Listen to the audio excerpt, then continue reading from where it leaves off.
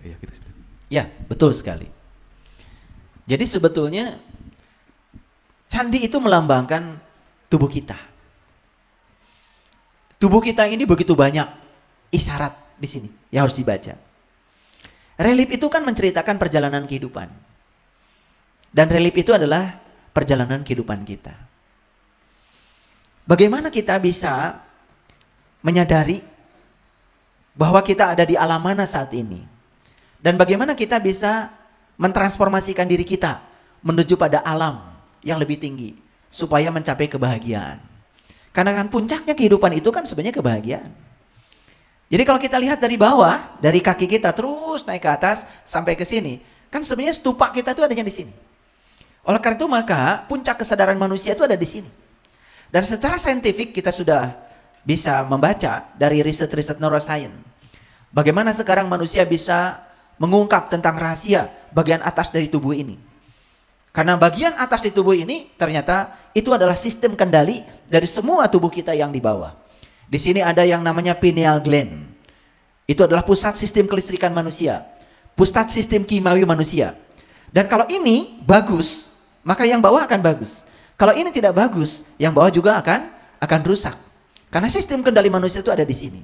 Bahkan pemenang hadiah Nobel tentang Godspot, namanya Profesor Ramachandran, itu menemukan bahwa Godspot, namanya titik Tuhan, ada juga di daerah atas. Maka daerah atas itu sering disebut dengan pusat kesadaran. Karena itu adalah pengendali. Karena kesadaran itu yang bisa mengendalikan kegelapan manusia. Ketika manusia sudah naik di alam yang tinggi, maka di tempat ketinggian itu selalu bisa melihat sesuatu dengan bijaksana. Coba, kalau kita naik gunung ya, di ketinggian itu selalu ada kesejukan, ada keluasan, betul nggak? Makanya begitu kita sampai di puncak gunung, maka kita akan bisa melihat pemandangan yang lebih luas, sudut pandang yang lebih luas. Dan sudut pandang yang lebih luas itu adalah simbolisasi dari kebijaksanaan. Tetapi untuk mencapai ya keluasan itu, kita harus menemukan satu dasar yang disebut dengan kebijaksanaan sejati. Dan kebijaksanaan sejati itu adalah tahu kalau kita tidak tahu. Jadi kebijaksanaan sejati itu adalah tahu kalau kita tidak tahu. Orang yang tahu kalau dirinya tidak tahu, maka dia akan mencari tahu. Dan hanya orang yang tahu kalau dirinya tidak tahu, yang bisa mencari tahu. Orang yang tidak tahu kalau dirinya tidak tahu, tidak akan pernah mencari tahu. Makanya orang yang tidak tahu, tetapi dirinya tidak tahu bahwa dirinya tidak tahu, maka itu yang disebut dengan kebodohan. Nah, untuk mencapai kebijaksanaan yang tadi, kita harus punya kebijaksanaan sejati. Kebijaksanaan sejati adalah tahu kalau kita tidak tahu.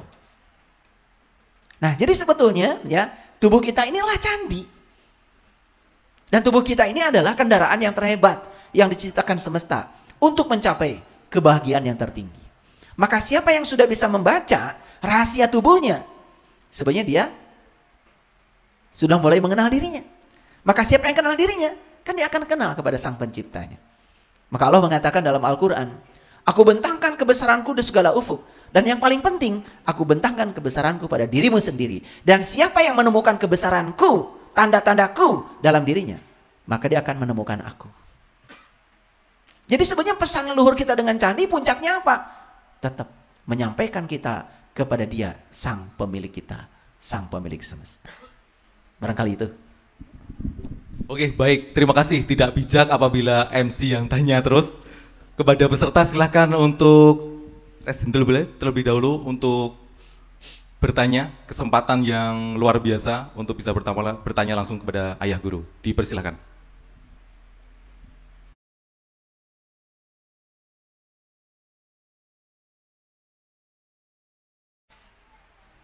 Kan tadi saya jelaskan,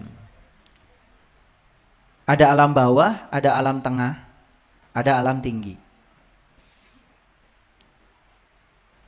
Kita kan sadar bahwa berada di alam bawah itu pasti akan menyiksa.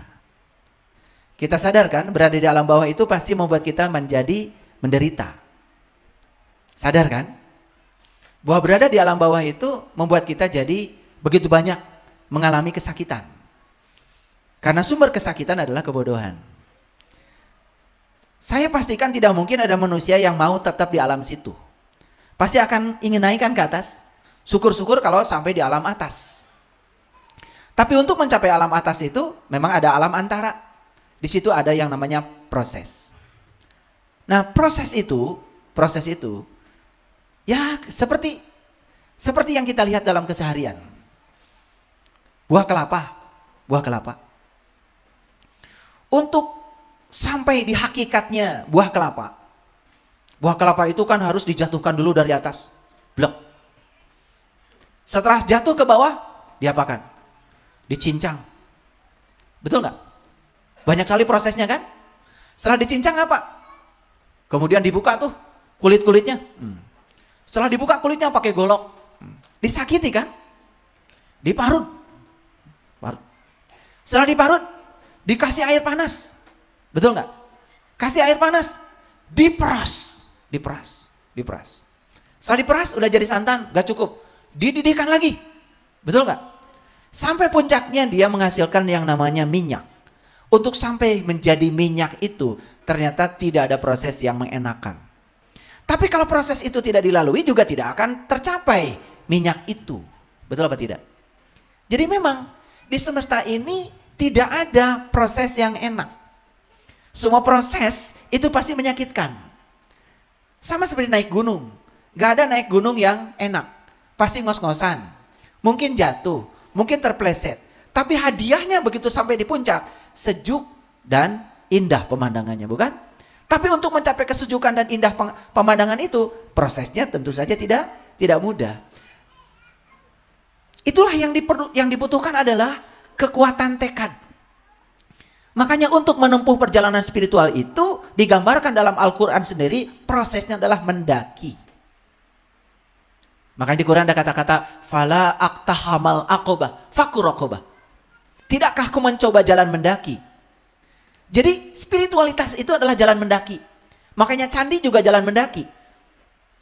Karena prosesnya adalah pendakian. Yang namanya pendakian itu pasti melelahkan. Tapi hadiahnya adalah kesejukan dan pemandangan yang indah.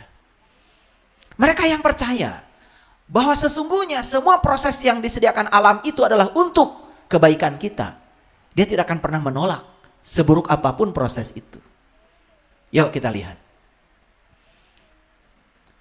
Yang disebut dengan berlian, bukankah itu sebetulnya batu? Yang digosok terus menerus, bukan? Lalu menjadi indah dan bercahaya. Dan kalau tidak mau digosok, tidak mau mengikuti proses itu, tidak akan terjadi batu yang indah. Jadi kesimpulannya, pantaskan diri kita mampu. Layakkan diri kita bisa. Karena apa? Bisa tidak bisa itu adalah masalah pikiran kita. Kalau kita memantaskan diri kita, saya pasti bisa. Saya pasti melewati jalan itu. Kalau pikiran kita memastikan itu, pasti kita akan sampai di sana. Tetapi kalau kita dari sejak awal sudah menyatakan, saya tidak layak, saya tidak pantas, ya sudah, semesta pun tidak akan pernah menolong kita. Karena tidak ada yang bisa menolong kita, kecuali diri kita sendiri. Jadi untuk mencapai puncak yang sederhana itu memang prosesnya tidak selalu sederhana. Tetapi kalau kita tidak mau melibatkan diri di situ, kita juga tidak akan pernah mengalami kemajuan apapun dalam kehidupan ini. Karena hidup yang layak untuk dihidupi adalah hidup yang banyak sekali dengan cobaan. Sekali lagi, hidup yang layak untuk dihidupi adalah hidup yang banyak cobaan.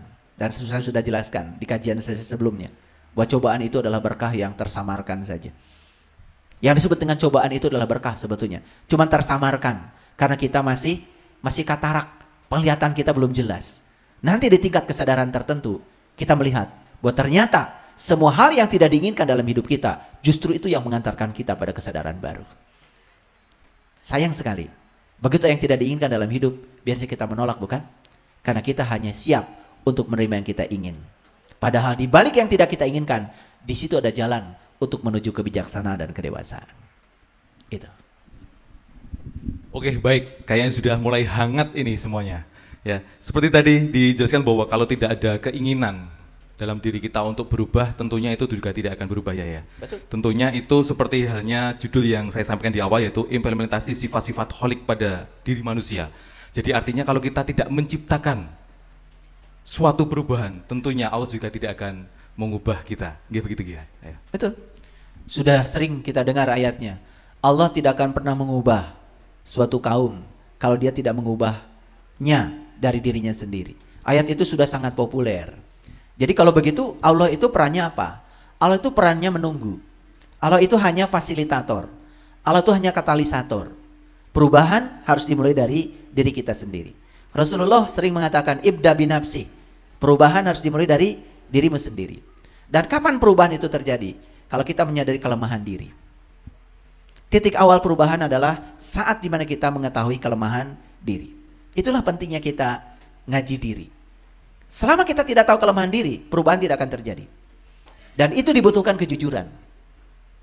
Dan kalau kita tidak mau jujur pada diri sendiri, perubahan tidak akan pernah terjadi. Dalam segala dimensi kehidupan. Perubahan ekonomi, perubahan kesehatan, perubahan hubungan sosial.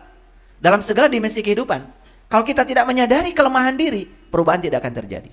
Contoh, hubungan sosial, hubungan suami istri, hubungan anak orang tua, hubungan dengan tetangga. Kalau kita tidak menyadari bahwa kita punya kelemahan, perubahan tidak akan terjadi. Misalnya kita sadar, loh kok dalam kehidupan saya banyak konflik ya? Ada apa nih dengan diri saya? Jangan-jangan konflik yang terjadi dengan orang lain karena saya masih berkonflik dengan diri saya sendiri. Maka perubahan hanya akan terjadi manakala kita menyadari kelemahan diri. Loh kok ekonomi saya nggak maju-maju ya? Ada apa nih? Rasanya usaha sudah, bisnis sudah, tapi perubahan tidak terjadi. Oh ternyata menemukan kelemahan. Ternyata kemiskinan itu berasal dari perasaan miskin yang kita miliki. Kita tidak melayakan diri kita. Sepanjang kita tidak tahu kelemahan diri, perubahan tidak akan terjadi. Oleh karena itu maka untuk perubahan terjadi, maka kita harus tahu kelemahan diri. Syaratnya cuma satu, jujur pada diri sendiri. Itu. Oke, terima kasih. Ada yang lain, penanya lain, silakan. Kesempatan yang luar biasa untuk bertanya langsung kepada ayah guru. Silakan. Ya, silakan. Silakan maju depan. Silakan. Maju ya.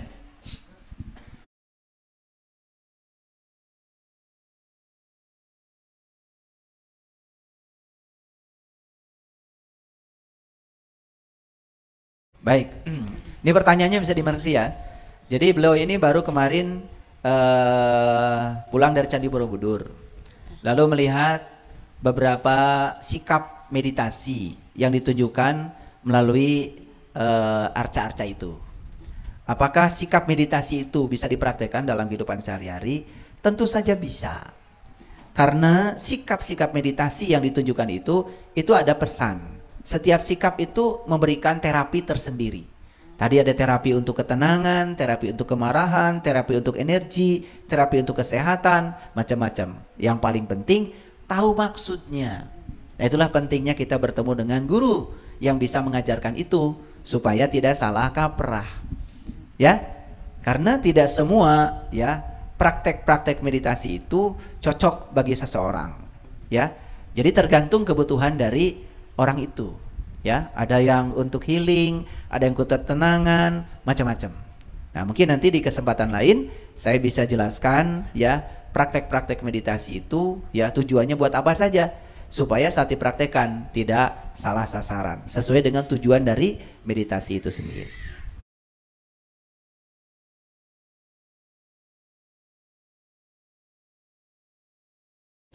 Patung itu tidak menakutkan. Karena tidak ada patung yang bisa melakukan kejahatan. Tadi sudah saya sampaikan, sumber kejahatan itu adalah kebodohan. Ketika kita tetap dalam kebodohan, tidak mau berubah, itu patung. Jadi sebetulnya yang paling berbahaya itu bukan patungnya, sifat patung. Tidak pernah ada orang pergi ke Borobudur ditonjok sama patung. Ya toh? Selalu yang menimbulkan kejahatan itu adalah kebodohan. Dan kebodohan itu salah satunya adalah ketidakmampuan kita untuk berubah. Kan patung itu sifatnya statis, tidak pernah berubah. Justru ketika kita tidak mau berubah, merasa paling benar, ya, merasa paling hebat, ya, lalu kita tidak mau belajar, itulah sifat yang sangat berbahaya. Nah, sifat itu yang harus kita runtuhkan dalam diri kita. Patungnya tidak perlu diapa-apakan karena tidak ada patung yang bisa berbuat jahat. Tetapi sifat patung itu bisa berbuat jahat. Dan itu bisa merusak diri kita sendiri. Coba, orang tidak mau sekolah, orang tidak mau belajar, orang tidak mau meningkatkan pengetahuan tentang dirinya, orang tidak mau meningkatkan kualitas dirinya, orang tidak mau mengembangkan potensi dirinya. Kan hidupnya pasti tidak akan berubah. Betul nggak? Nah, ketika dia mengalami kesengsaraan, itu kan dari sifatnya sendiri. Nah, itulah sifat patung yang paling berbahaya, bukan patungnya. Oke. Jadi yang maksud saya itu patung-patung yang ditunjukkan itu sifat-sifatnya. Ya tentu saja, setiap patung itu dibuat dengan sikap tertentu. Setiap sikap itu kan mencerminkan tentang kepribadian yang harus dibaca. Ya toh? Ya, oke. Makasih ya. Oke, baik ya, terima kasih.